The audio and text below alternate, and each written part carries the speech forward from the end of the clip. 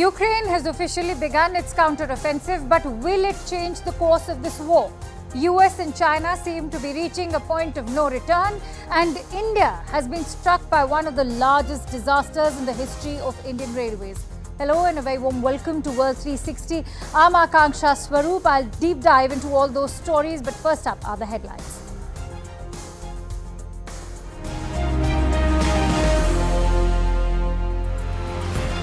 As Ukraine gears up for a counter-offensive, Kyiv's next major push looks likely to be decisive for the future course of the war.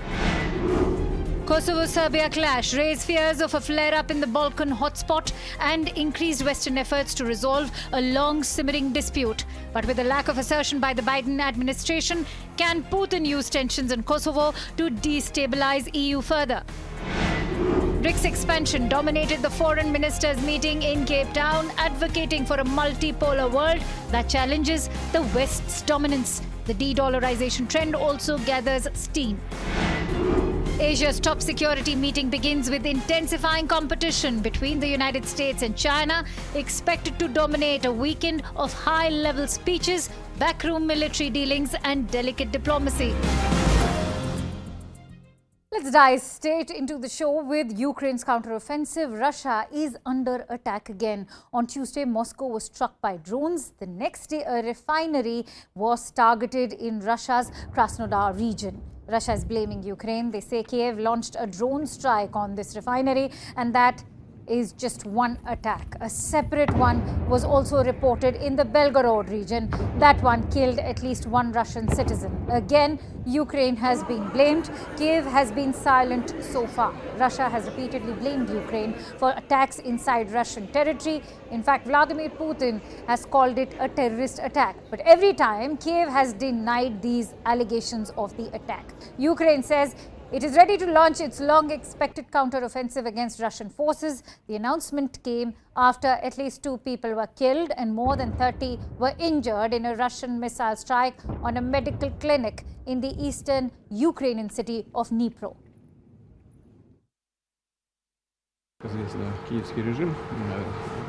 As you know, the Kyiv regime has chosen a different path, the path of attempts to intimidate Russia, Russian citizens, and attacks on residential buildings.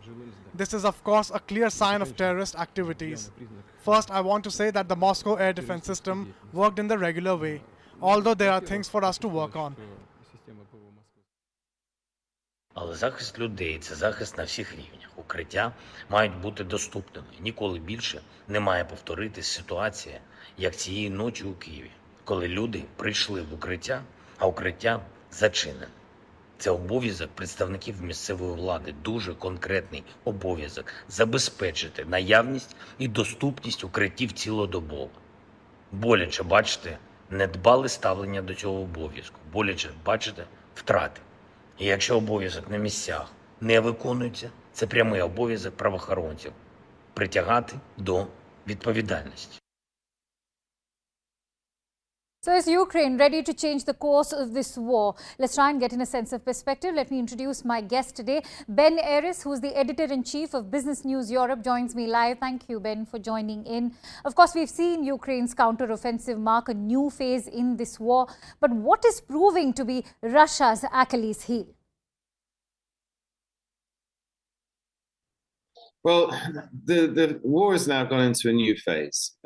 It's spilled over the border into Russia proper. I mean, this is something that the West has really been keen not to happen because they're afraid that Russia will be provoked, that Russia will take the line that you're no longer defending Ukraine with your Western weapons, but you're actually using Ukraine as a proxy to attack Russia.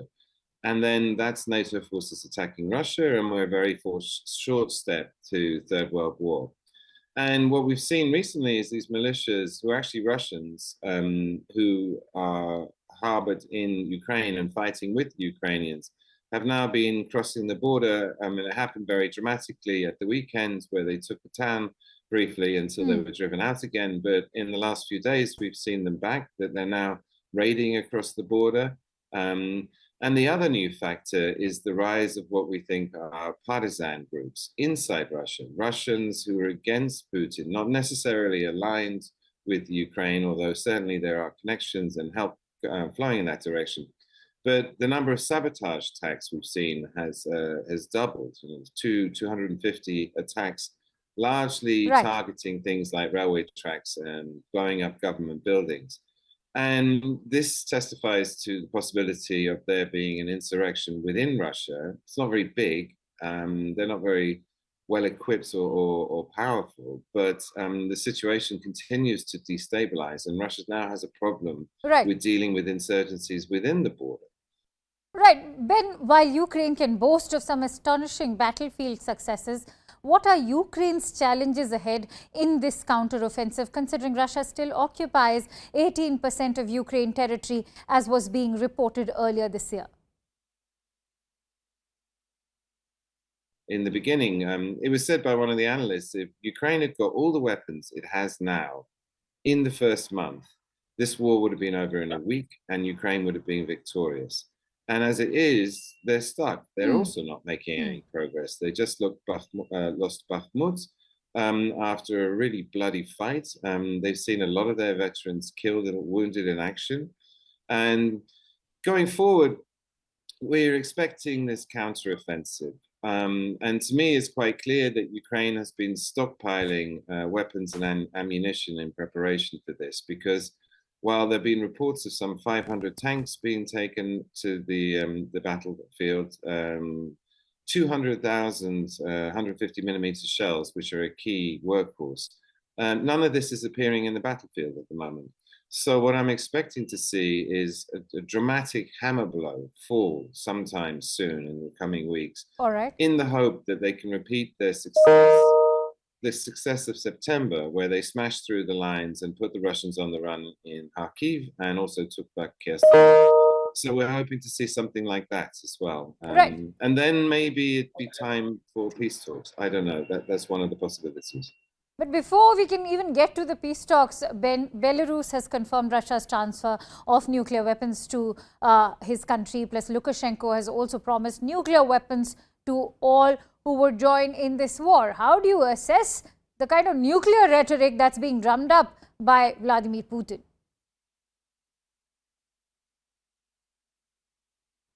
I think the decision to put some nuclear weapons into Belarus is more of rhetoric gesture, in so much as Putin made it very clear that Lukashenko would not have control of these weapons. And moreover, he said specifically they were going to be quote unquote stored. So this is not a battalion that's being a battery that's being set up for use per se. But it's a way of pushing back against what the escalation, the new weapons, the tanks, particularly the Leopard 2s, the German tanks that have been promised to Ukraine, and some of them are on the way.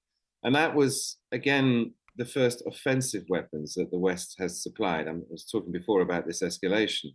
And so Putin's counter to that was to put some nuclear weapons into Belarus, I should say. But they're not very many, and they're just going to be stored.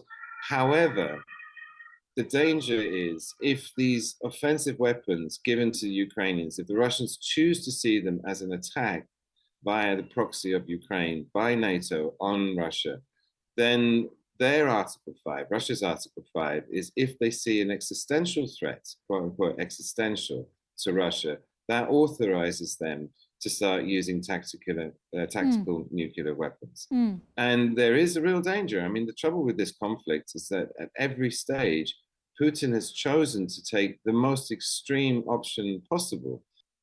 He is hoping that he doesn't take that extreme option and that peace talks actually culminate into something they actually happen in the first place. Many thanks to you, Ben, for sharing your precious insights. With that, let's now shift focus over to the BRICS foreign ministers meeting amid the shifting geopolitical landscape.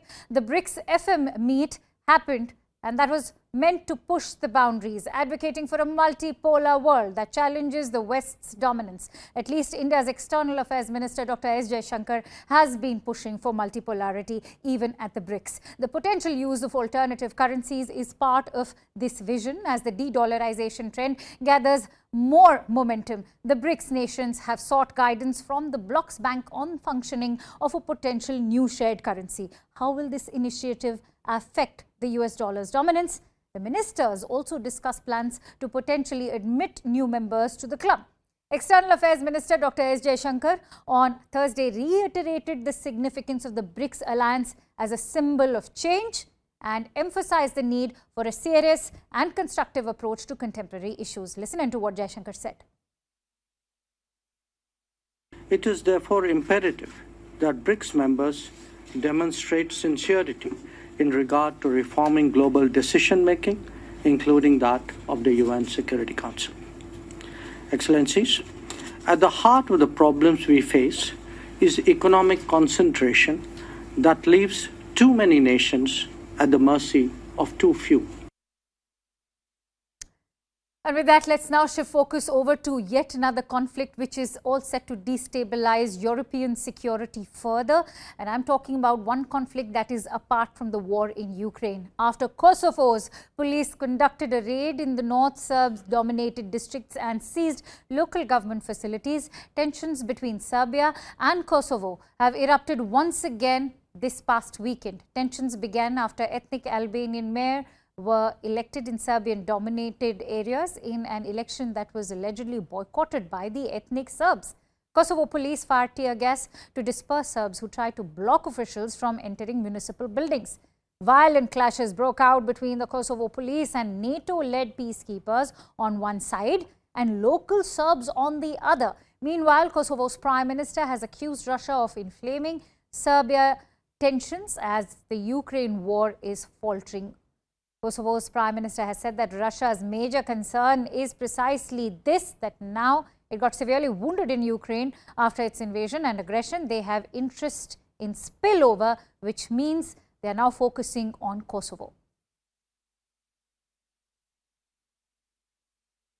As long as there is this violent mob outside threatening to attack, who does graffiti with letter Z, showing admiration for despotic President Putin and for Russian military aggression and invasion in Ukraine, and also some of them being policemen in Serbia or in Gendarmeria there, we must have our special units in the municipal buildings. So what's behind the age-old Serbia-Kosovo conflict, and is this only going to further destabilize Europe? Let's try and get in a sense of perspective. I'm joined in by Edward P. Joseph of Johns Hopkins University, who joins us live. He brings dozens of years of experience in the Balkans, and in 2012, Edward even negotiated a last-minute agreement between Kosovo and Serbia to avert a crisis. Edward, thank you for joining in. Of course, you've covered this conflict in great detail, and you've often spoken about the conflict as a geopolitical issue and a crisis for all of Europe. Could Putin use the situation in Kosovo to escalate the conflict in Ukraine and destabilize Europe further? Here's the key point. Putin has been using the Kosovo issue in Ukraine in the war since the beginning. He's been using it since 2014 in the annexation of Crimea. He's been using it actually since 2008 when this invasion in the Republic of Georgia and not annexing, but the breakaway, the independence of South Ossetia. So Vladimir Putin has used this issue. He uses it domestically, uses it externally. And there's only one reason why. People will say this is so complicated, it's the Balkans and all the ancient history, and yes, there's difficulties and tensions, but there's only one reason Vladimir Putin has been able to use this issue, and there's been only one reason why the Balkans are still so difficult to finally close out and consolidate and move towards the European Union, and that's because Europe itself is divided on Kosovo. This is the great reason, this is the great explainer that so many people don't understand, even officials and diplomats don't really understand, not all of them, some of them do, but not all, that how this works. And that's the problem, and it explains this division within Europe, the fact that you have 5 EU countries, 4 of them are members of NATO, Greece, Romania, Slovakia, and Spain. Right. They don't recognize Kosovo. And furthermore, they condition any eventual recognition on Serbia first recognizing Kosovo. And so that's everything. That gives Serbia the leverage, the same standing as these four NATO countries. And that means Serbia, of course, has no interest. Sure, fair enough. Edward, in fact, time and again in your analysis, you've spoken about how an American and EU intervention can save Kosovo. How has Joe Biden been able to deliver? Because, you know, we remember when he took to power, his stance was a sharp breakaway from Donald Trump's. Has he been able to deliver in the first place? Unfortunately, the answer to that, Akansha, is no. President Biden has not been able to deliver. And what's surprising here, and really problematic for the United States and its EU partners and NATO, is that this period of time, this struggle that we see in the Balkans, comes when Russia is weaker than it has ever been, and when the United States, the EU and NATO are more unified than they've ever been. So these problems in the Balkans, if you look at it and would think back to the Russian invasion, you would say these dynamics create the climate where the West, if we can call it that, would succeed and close these issues in the Balkans, because, of course, there is no one like Russia in that neighborhood. There's no one with nuclear weapons. There's no massive armies or massive oil and gas reserves. And you would think that US, EU, and NATO would be able to close out these issues rapidly, and it's been the opposite. Since the Russian invasion in about the 16 months, the situation has deteriorated in every one of the divided countries in the region, and that's quite unfortunate.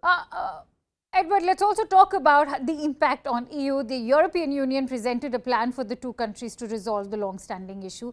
In the current scheme of things, what's the probability of change in these current circumstances of conflict between Serbia and Kosovo? This is significant. The European Union with the United States, this close support, managed to get an agreement in February, and then an annex in March between Serbia and Kosovo. This includes hope for what they call sort of de facto recognition. But Serbia has backed away from that from the beginning, and the key element in that is one that Kosovo does not want to do, which is to provide autonomy for the Kosovo Serbs.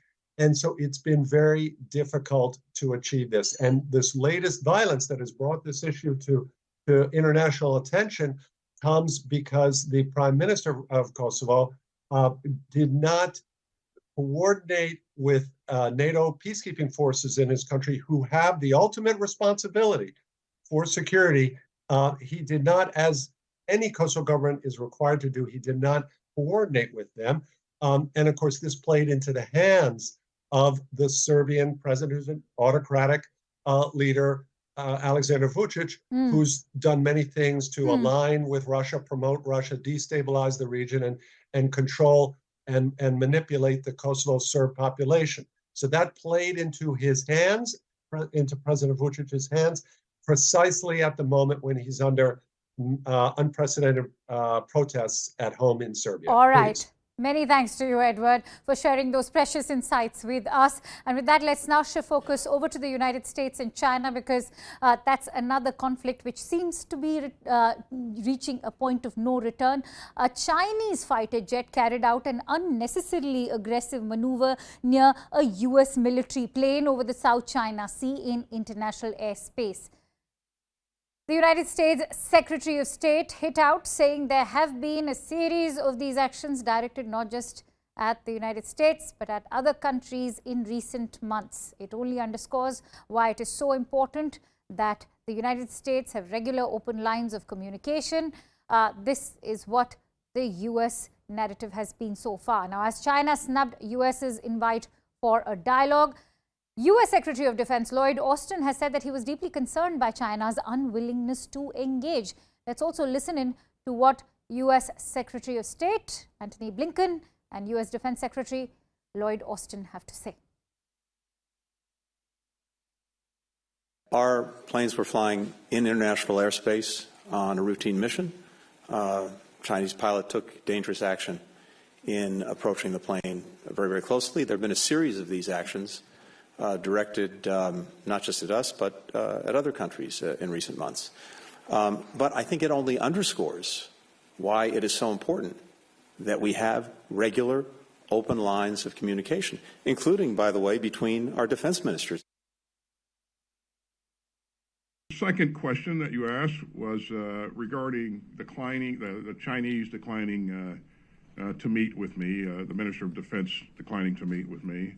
I think that's unfortunate, but we're going to continue to do what we are doing in this region and others, and that is to work with like-minded countries who share common values and common goals to continue to promote a free and open Indo-Pacific. 美菲共同防御条约是美国与菲律宾的双边条约，中方坚决反对任何国家以双边条约为借口插手南海问题，损害中方领土主权和海洋权益。我想强调的是，南海是地区国家共同的家园，不应当成为域外势力的狩猎场。南海的和平稳定，关键在于地区国家坚持相互信任。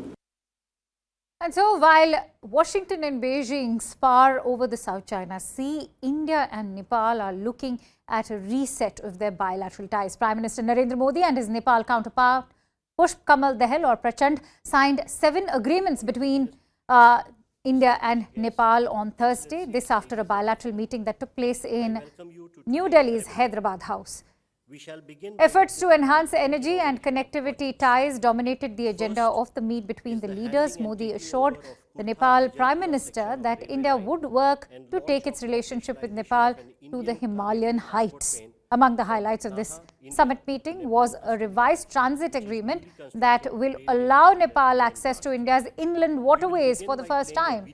While Prime Minister Modi called India's ties with Nepal super hit, Prachand's bid to prioritize Beijing over New Delhi was very clear.